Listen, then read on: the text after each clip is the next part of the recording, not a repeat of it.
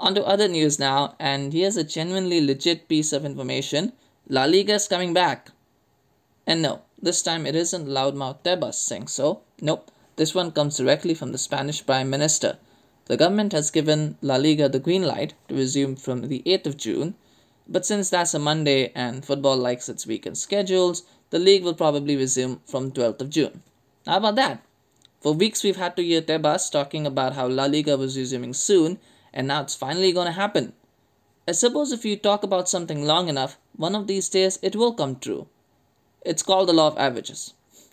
Anyway, this is amazing news, not just in context of the football bubble that we all live in, but also because it means a step closer to return to normal life for the public. Yay!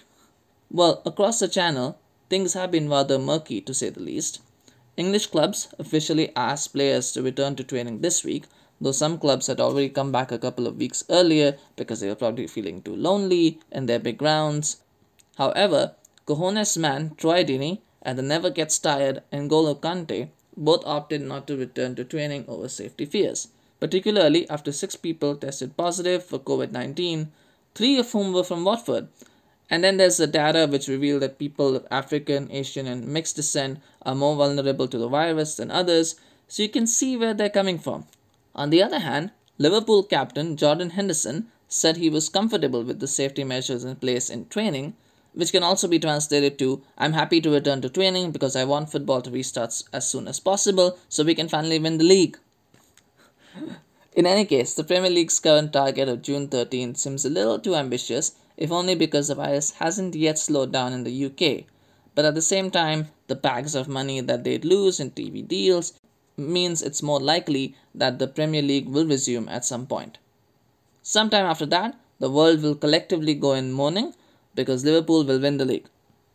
Now, in some somber news, Spanish football's Benjamin Button, aka Aritz Aduriz, has announced his retirement because of having to undergo a hip replacement surgery. The Athletic Bilbao striker was hoping to play his final game in the Copa del Rey final, or the Spanish Cup final, against Real Sociedad, which will be the first all-Basque final in the competition's history. But that got postponed due to the coronavirus, and unfortunately, the doctors told him that he couldn't wait that long.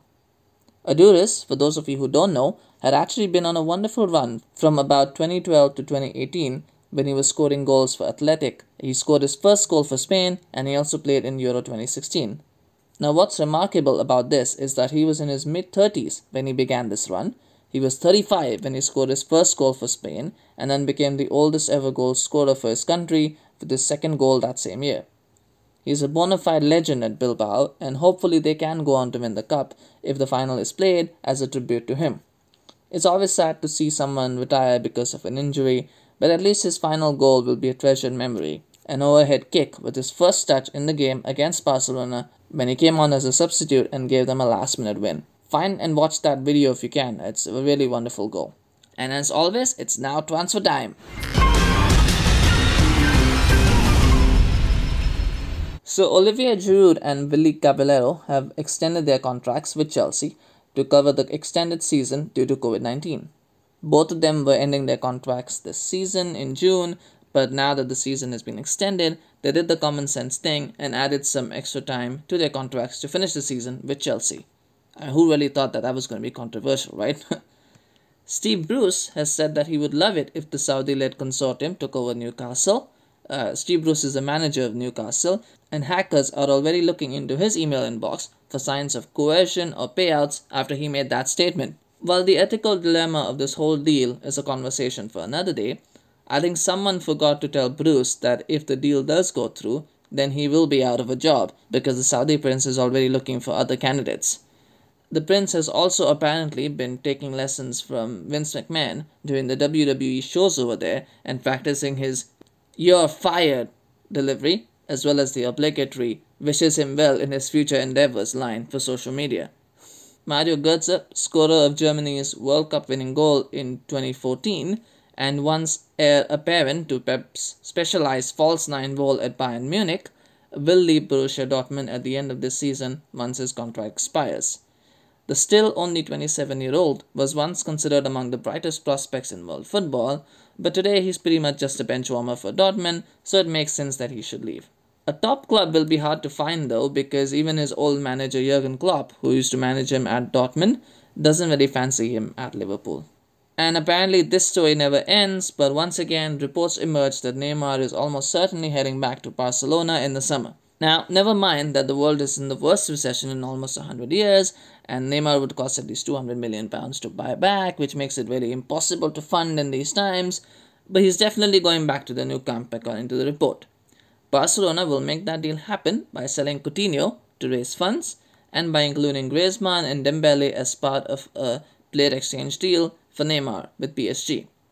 Well, Barcelona have done some historically bad business since they sold Neymar in the first place, so it's no coincidence that they want to sell their 3 biggest money flops since that deal to get him back. It's sort of like a Back to the Future thing, right? We get Neymar back, we sell off those 3, and we can all pretend that the last 3 years didn't happen at Barcelona.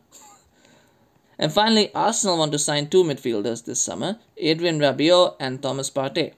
Rabiot makes sense since he's mostly a bench warmer at Juventus, and since Juve took Aaron Ramsey this summer, who was a starter at Arsenal and then turned him into a bench warmer at Juventus, it's only fair that Arsenal take a bench warmer from Juventus and make him into a starter in return, which is what they will do with Adrien Rabiot. Thomas Partey reportedly wants to move to Arsenal. This is a guy who just recently played the game of his life to take Atletico Madrid into the quarterfinals of the Champions League against Liverpool, and he wants to play for a club that might not even make the Europa League next season. That makes sense, right? Now the real want here is that either the writer wanted a headline story and made this report up, or Thomas wants a big signing bonus and salary hike. Although Arsenal aren't necessarily known for spending money on transfers, so he'd be better off waiting for another club to approach him, really. Anyway, that's it for today, guys. Thank you so much for listening in. See you again next week. Take care.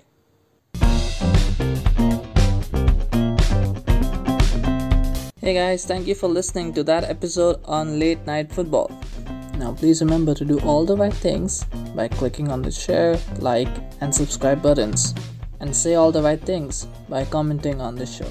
Positive feedback is welcome and negative feedback will be ignored. I'm just kidding. You can also follow us on Twitter and Facebook. Links can be found in the description to the show.